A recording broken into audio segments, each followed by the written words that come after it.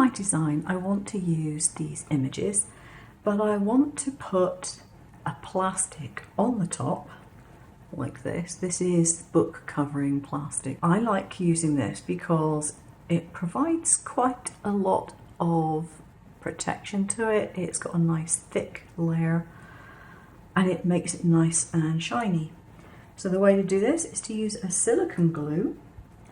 Put a generous amount of silicone glue on your design. There we go.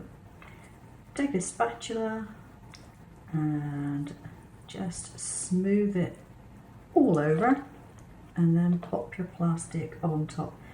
Now it has to be a silicone glue. I have tried doing this with various things and the silicone glue works the best. It's colourless, it will stick plastic to the paper or paper to the plastic, and you can't see the glue once it's on there. So that makes it a suitable thing to use. And the other thing is that when you get any excess off, you can just rub it off. For this design, I'm going to cut out exactly the same thing in 2 lots of card. This is a smooth silver glitter card. It's lovely stuff to cut. I buy it locally, but I believe you can buy it online quite happily from Amazon. So instead of removing that at the moment, I'm going to keep it in place. And all I'm going to do is to put my next piece of card underneath. And when I set it, so I get it straight, when I set it to the machine, I'll simply move my design down a little bit. I'm going to start off with this blue one because you'll be able to see it more clearly than you will the silver. All I wanted to have was a reasonable border around the design. Now, if you have any difficulty lining things up, the easiest thing to do is to make sure that this edge is lined up with that one. If you have any extra that you need to trim off afterwards, you can take it off of the other edges, but you can never take it off of the fold edge. So I'm just going to put some glue on the back of this. And so, let's see if I can get this lined up properly. So that is the first piece that goes on, and if you want to press it down to avoid getting glue everywhere in case you're afraid about seepage, plain piece of paper over the top while you do that will keep your hands from getting gummed up. Now I'm going to swap the blue for the silver. Now when it comes to the other one, the silver one will be swapped with the blue, if you see what I mean. And this is going to follow that line there, and I need to put it in place before I put this line in. So this is going to be slid into place. It lines up with the left edge in any case, and just pop it in there. There we go. I'm going to put some more glue on the back of this piece. I don't want it coming up, but take it easy. You don't want glue squidging out everywhere. And then that piece can butt up to that one. Nice clean job, and press down with some paper over the top, because I can already feel glue on my fingers. I know I'm going to get glue on my fingers. So that's the basic of that one. Now I've got to put in my letters, so I can take the letters off of here. Now do not throw away the centre of the letters, the holes as it were, because you will need them.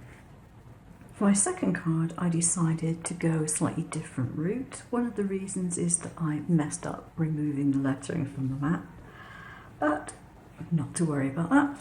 I'm going to put a piece of red, nice red foil paper on the back of here. Now I just cut it out by hand, and I've cut it so it's ever so slightly smaller than the front piece, but not very, because the letters go very close to that bottom edge. There we are, I have all that covered, and I don't have anything showing on this side in the way of red foil, so that's fine. And then I need to put in the pieces that are missing from the letters. I like that. I think that looks nice. Now I marked out the area on my card where that has to go, so all I have to do is line that up with that and then stick it on. There we go, and again press on with a piece of paper over the top. That's looking pretty nice, and I'm contemplating putting the blue underneath here. Draw. If you're not happy using an applicator like this, just do it with a glue pen. The advantage of using a matte varnish glue is simply that if you do get anything where it isn't supposed to be, it doesn't show up as much in general as the other glossy type. And I think what I might do is to add some gems under here instead. After all that, these are the first two cards that I've completed, and you'll notice there's a little bit of a difference in this one. I decided it had a little bit too much blue, and since I had the silver piece left over from this card because I didn't use it, I mounted it on foam and just offset it a little bit on the bottom, and I think that has come out rather nicely.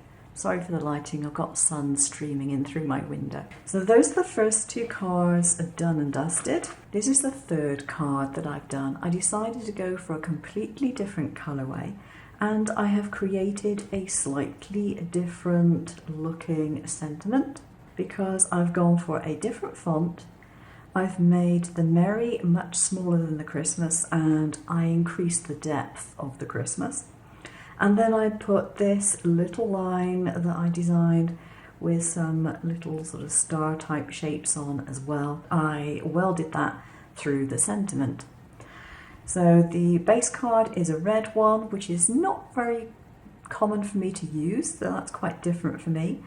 And then I used one of my white remaining strips from the previous cuts that I'd done, because the other cards that I did were made from A4 card, but they were made by making a 21 centimetre square, so I had a few centimetres of the white card left.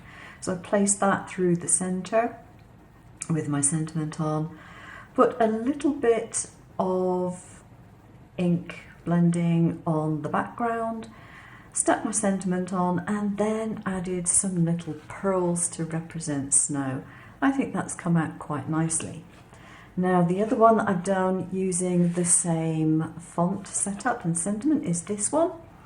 And this one I've done in a more traditional colour of a blue, which I've blended different blues on the card. I added one of my little characters on the Merry. Added a few little white and silver dots. Now I will be giving you the files for both this sentiment and this setup in the information box below. So if you want to make these, you can.